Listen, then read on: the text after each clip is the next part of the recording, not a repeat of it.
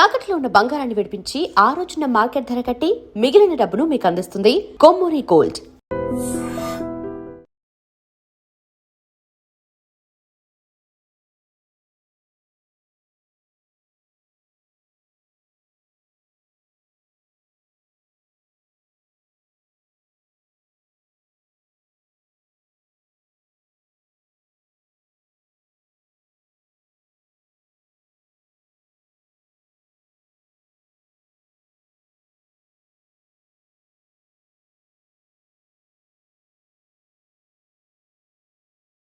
Sir అసలు అది అంటే కృష్ణరాజు గారికి ఎవరైనా వస్తున్నారని తెలిస్తే ముందు వచ్చి గుమ్మం దగ్గరికి వచ్చి వాళ్ళని ఏమో పలకరించి లోపలికి తీసుకెళ్ళడం, మళ్ళీ వెళ్తున్నప్పుడు కూడా బయట వరకు వచ్చి అంటే ఇది చూసి అందరూ అలా ఫీల్ అవుతున్నారు అనమాట. కృష్ణరాజు గారు మమ్మల్ని లోపలికి ఆహ్వానిస్తున్నారు అని. ఆ తర్వాత పెళ్లి కార్డులు కూడా ఫ్యాన్స్ అందరూ తీసుకొచ్చి అక్కడ పెట్టి సార్కి చెప్పి అక్కడ ఫోటోలు తీయించుకొని వెళ్ళటం ఎంత అసలు రియలిస్టిక్ గా కుదిరింది. ఎంత బాగా పిఠాపురం వాళ్ళది, వాళ్ళంతా తరతరాల నుంచి కృష్ణరాజు గారి అభిమానంతో ఎవరూ నమ్మట్లేదు. ఎక్కడో ఏంటో మనం మేడం తెచ్చాడు అక్కడ చేస్తారు అసలు, అలాంటి మన వాళ్ళు ఎంత గొప్పగా చేశారంటే గ్రేట్ అని అందరూ చెప్పడం. ఇప్పుడు కృష్ణరాజు గారు మరి బాహుబలి పెద్ద సినిమా చూసినప్పుడు ఏమనేవారు ప్రభాస్ గారికి? అసలు ఆనందం ఇంకా ఇంత అంతా కాదు కదా. ఇక్కడ బాహుబలి ఫోటో చూసి నేను అది ఫ్యాన్స్ అందరూ ఇస్తూ ఉంటారు, అది వాళ్ళు పాపం డై హార్ట్ ఫ్యాన్స్. మీరు వాజ్పేయి గారితో ఉన్న ఫోటో? అవునండి, అప్పుడు మా పెద్ద పాప ఫస్ట్ ఇయర్ ఆయన ఎవ్రీ బర్త్డేకి వెళ్ళేవాళ్ళం. నేను ఎంత బుజ్జి తల్లిలో ఉన్నారు పెద్ద పాప అమ్మాయి అది. మీరు అవునండి, నేనా? ఎంత బుజ్జి తల్లిలో చక్కగా డ్రెస్ చేసుకుని. అది బిల్లా సినిమా షూటింగ్ అప్పుడు మలేషియాలో అండి. పిల్లల్ని కూడా మిస్ అయ్యేవారు కాదు, అంతలాగా అన్ని దేశాలు తిప్పారు పిల్లల్ని కృష్ణరాజు గారు. బాగా ఇష్టం ట్రావెలింగ్ కూడా. మరి అందరికి మంచి చెడు చెప్తారు, ప్రభాస్ గారిని ఎప్పుడు పెళ్లి చేసుకోమని చెప్పలేదా? గట్టిగా చెప్పారు నువ్వు చేసుకోవాలంటే సున్నితంగా అబ్బాయికి నువ్వు చూసావు కదా కన్నమ్మ, కన్నమ్మ మీ పెద్ద భార్యను ఎలా చూసుకుంటుందో అలా ఎప్పుడైనా కూడా భార్య అలా చూసుకుంటుంది భర్తని, ఎప్పటికైనా ఉండాలమ్మా ఆలోచించు అంటారా? అలాగే పెద్దబాజీ అంతే వాళ్ళ పెద్దబాజీ ఏం చెప్పినా కూడా అలాగే పెద్దబాజీ అనేవారు అనమాట ఆయన.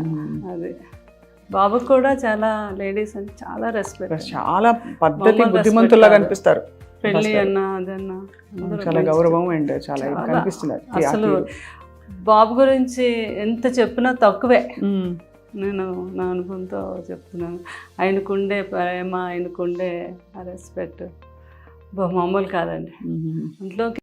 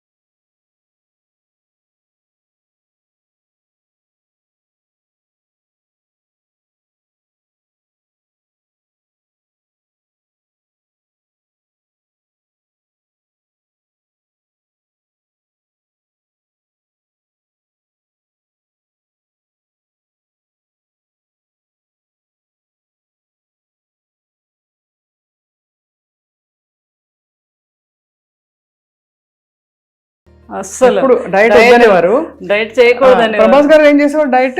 ప్రభాస్ గారు మామూలుగా ఆయనకి ఉంటది కదా ప్రోటీన్లు అవి ఏం తింటారు అంటే తింటారు కానీ అన్నీ చాలా ఆయిల్ లెస్, తర్వాత కొన్ని మిల్క్ ప్రోడక్ట్స్. కూరలన్నిట్లో బాగా ఆయిల్ పడుతుందిగా మరి?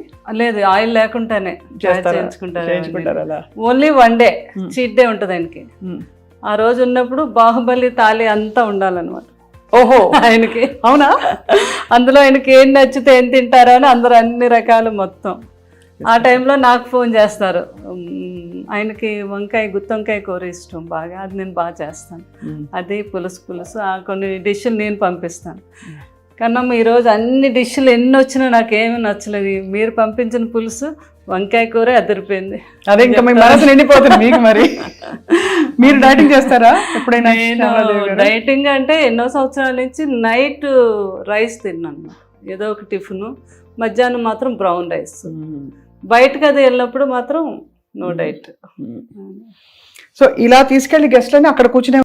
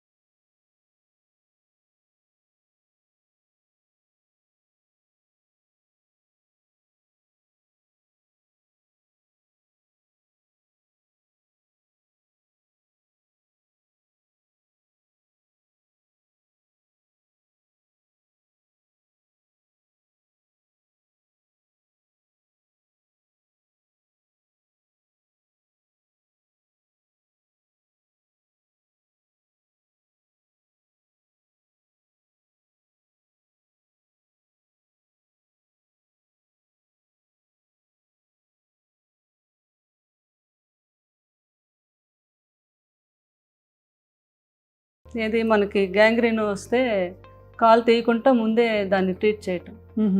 దాని కృష్ణరాజు గారు అన్నారు, మీరు ఎక్కడో లండన్లో చేస్తున్నారు కానీ మన ఈ ప్రాంతాల వారు అంతా లండన్ రాలేదు, అది కాస్ట్లీ వైద్యం కూడా, మన ఇద్దరం కలిపి ఒక ట్రస్ట్ పెడదాం, ఎవ్రీ ఇయర్ నా బర్త్డే రోజు పెట్టుకొని మనకు సాధ్యమైనంత ఒక 2 ఆపరేషన్లు 4 ఆపరేషన్లు చేయిద్దాము అని. అలాగే సార్ ఇంతకన్నా మంచి ఇంకేముంటుందని యూకే ఇండియా ఫౌండేషన్ అని పెట్టాము. యు అంటే ఉప్పులపాటే మాది, కే అంటే ఎందుకు కవత్తల, వేణు కవత్తల కదా. యూకే ఎలాగ ఆయన యూకే నుంచి వచ్చిన డాక్టర్ యూకే అదే ఫౌండేషన్ అని పెట్టాము. తర్వాత ఏమో కృష్ణరాజు గారు అన్నారు, నేను అపోలోకి మాట్లాడతాను సంగీతారెడ్డి గారితో, మీరు 6 monthsకి ఒకసారి అపోలోకి కూడా వచ్చి చేయాలి ఆపరేషన్స్. మొత్తం అపోలో అందరితో మాట్లాడారు. ఇంత మంచి అవకాశం కృష్ణరాజు గారు సంగీతారెడ్డి గారు అయితే ఎంత మెచ్చుకున్నారు. ఆయన అపాయింట్ చేసి అక్కడ ఆయన గవర్నమెంట్తో పర్మిషన్ తీసుకొని ఈ రోజుకి వచ్చి ఇక్కడ వీళ్ళు ఒక 4-5 కేసులు ఉంటే ఆయనకి అక్కడ కాల్ చేస్తారు, అక్కడ ఆయన సెలవు పెట్టి వచ్చి హైదరాబాద్ అపోలోలో చేసి వెళ్తూ ఉంటారు. ఇప్పుడు మరి ఎవరైనా చేయించుకోవాలంటే ఆయన కోసం ఎలా అపోలోకి వెళ్ళాలి? నేను మొన్న ఫస్ట్ కృష్ణరాజు గారు 1 year దానికి ఫస్ట్ టైం మొగల్తూరులో పెట్టాము మేము. ఇది చాలామంది అన్నారు జ్వరాలకి క్యాన్సర్లు ఇవన్నీ అయితే వస్తారండి, ఈ కాళ్ళు ఇవన్నీ ఎవరు రారు, మీరు పెడుతున్నారు ఎందుకు, బాగా జరగదు అని అన్నారు. లేదు మా పెద్దమ్మాయి మేము అక్కడ ఊర్లో డాక్టర్ వర్మ గారు అని ఆయన వేణు గారు కోఆర్డినేట్ చేసుకొని నేను ముందుగా వెళ్ళిపోయి అన్ని ఛానల్స్కి అన్నిటిలోని ఒక ఆటో పెట్టి మొత్తం ఒక 3 రోజులు మళ్ళీ దీని మీదే ఇలాగ షుగర్ మీద చాలా డేంజర్, ఎవరికి ఏ ప్రాబ్లం ఉన్నా ఫలానా తారీఖు మేము అక్కడ చేస్తున్నాం ఈ వైద్యం, లండన్ నుంచి డాక్టర్లు వస్తున్నారు అని చెప్తే ఆ రోజు 2000 people వచ్చారు. బాబా చాలా బాగా అరేంజ్ చేసాం మేము. అక్కడికక్కడే 20 మంది డాక్టర్స్ వెళ్ళాం. వేణుగారు ఇంకొక 2 డాక్టర్లు లండన్ నుంచి వచ్చారు, మాకు తెలిసిన ఒక డాక్టర్ దుబాయ్ నుంచి వచ్చారు, అపోలో వారు 4 డాక్టర్లు పంపించారు. ఇలా అంతా కలిపి 20 మంది డాక్టర్స్ అయ్యారు. చాలా అద్భుతంగా జరిగింది. ఫస్ట్ టైం కృష్ణరాజు గారు బర్త్డే రోజు January 20 చేసాము. అక్కడ ఒక 5-6 ఆపరేషన్స్ అక్కడే చేసేసాము. ఉన్న వాళ్ళందరికీ అక్కడే ట్రీట్మెంట్ చేయించేసి మందులు అన్నీ ఇచ్చాము. తర్వాత లేని వాళ్ళందరినీ అపోలోలో చేసామండి. దాన్ని ఇంకా పెద్దగా ఈ సంవత్సరం రేపు జనవరిని కూడా ఇది కంటిన్యూ చేస్తాం. యూకే ఇండియా ఫౌండేషన్ మీద చేయించుకోదగిన వాళ్ళందరికీ కూడా మన అపోలోకి మీరు కూడా చెప్పచ్చు ప్రేమ, అది స్వప్న గారు. ఎందుకంటే మీ అందరికీ తెలుసు ఎంతోమందికి తీసేశారు కాళ్ళు ఆ షుగర్ మీద. అయ్యో తెలుసండి, అవును మీకు తెలుసు కదా ఆ ప్రాబ్లం. అది మనం ఫస్ట్ టైము ఇండియాలో మనం చేయించింది మొగల్తూరులో. చాలా గొప్ప విషయం, అది మీరు కొనసాగిస్తున్నారు. ఇంకా బాగా కొనసాగించాలని గొప్ప వాళ్ళ సంకల్పాలు అలా కొనసాగుతాయి ప్రపంచంలో. మీ వంటి వారు ఆయన సహధర్మచారిణిగా నడిచారు కాబట్టి తప్పకుండా మీ ద్వారా చాలా మంచి పనులు వారి స్మరణలో జరుగుతాయని చెప్పి కోరుకుంటున్నాను. Thank you very much. మీ అందరికీ కూడా బాగుండాలని నా ఆశీస్సులు, కృష్ణరాజు గారి ఆశీస్సులు ఎప్పుడు మీ అందరికీ ఉంటాయి. కృష్ణరాజు గారి అభిమానం అనుకున్న ప్రతి ఒక్కరికి కూడా లైఫ్ లాంగ్ కృష్ణరాజు గారి యొక్క ఆశీస్సులు ఎప్పుడూ ఉంటాయండి. అందరూ బాగుండాలి. Thank you so much Sharadadevi గారు. Thank you very much.